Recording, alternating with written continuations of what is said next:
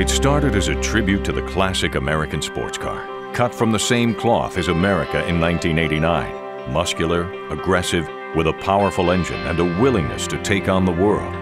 It grew in just 20 short years to be one of the most recognizable vehicles on North American roads and a fearsome competitor on tracks across the globe.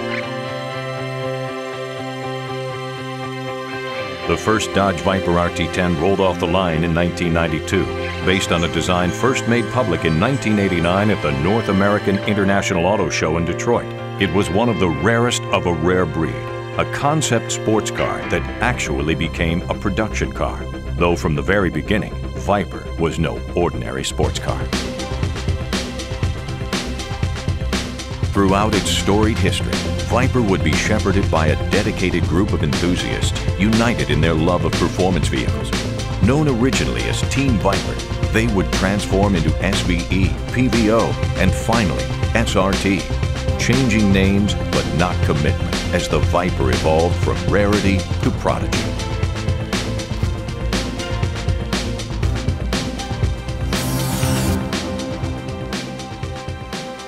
The first generation 1992 Viper RT10, a classic open roadster, had no roll-up windows, no outside door handles, a simple soft top and side pipes. But it was the unprecedented 8-liter 400 horsepower V10 that turned heads. Harnessed to a 6-speed manual transmission, when it was time to go, you went.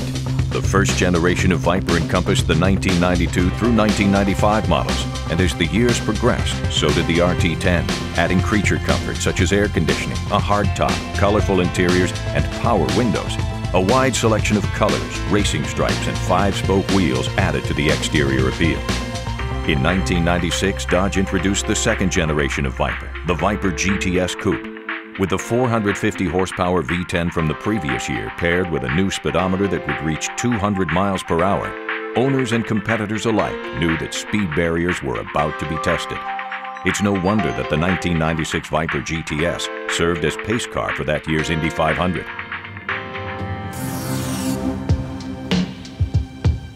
In 1998, the Special Edition GT2 joined the Gen 2 family. The instantly recognizable white with blue stripe paint scheme mimicked the GTS-R Race Edition, bringing track-ready dynamics to the urban streets. The third generation of Viper took to the streets in 2003 with the introduction of the Viper SRT10. The new street and racing technology model upped the ante on performance once again, now featuring an 8.3-liter V10 producing 500 horsepower and 525 foot-pounds of torque. With more horsepower, better brakes, more interior options, and improved handling, the Viper became a must-have vehicle for speed demons and mega moguls alike.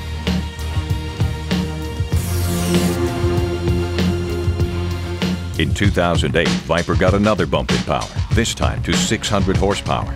At a top speed of 202 miles per hour, this series of Vipers continued to dominate both street and track, with the street-legal ACR edition twice claiming the production speed record at Nürburgring, the last in 2011 still standing.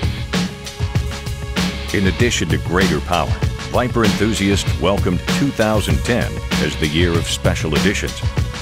The Snakeskin Green Edition, Voodoo Edition, and Final Edition were just a few of the custom options available. For many fans, Viper means racing. Viper has been a force on the racing circuit since its inception. That dominance became even more potent with the 1995 introduction of the Dodge Viper GTS-R, the first Viper specifically tuned for on-track driving. The GTS-R heralded a new era of racing competition. Viper owned the 24 Hours of Le Mans in '98, '99, and 2000, notching first and second in its class each year. Team Viper captured the American Le Mans Series in '99, taking both the ALMS manufacturer and team championships.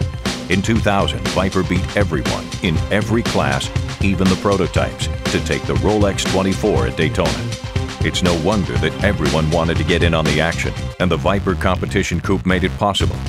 An affordable, safety-oriented club racer, the Competition Coupe took the SCCA Speed GT Championship in 2004, even with its horsepower restricted.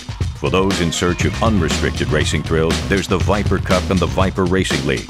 Today's competitors are most likely to drive the 2010 Viper ACRX, churning out a dominating 640 horsepower.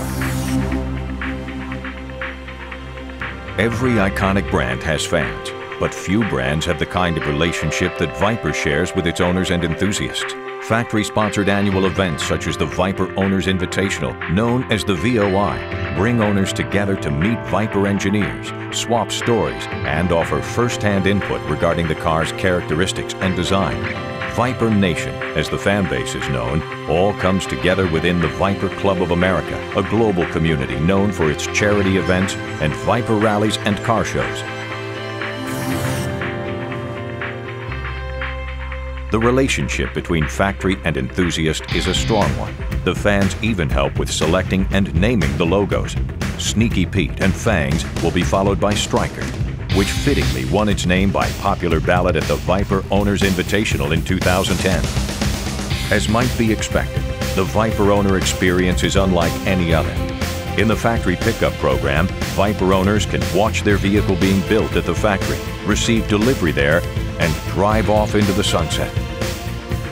That strong relationship between owner and factory continues throughout the vehicle's lifetime and often beyond. For 20 years, Viper has been at the forefront of the high-performance world, occupying a niche that few others dare to even visit. Street legal yet track ready. At its heart, Viper represents those very American principles of freedom, assertiveness, and the drive to attain victory in every aspect of life. The connection between car and driver and factory is strong and visceral, and like the car itself, that connection becomes more powerful with every generation.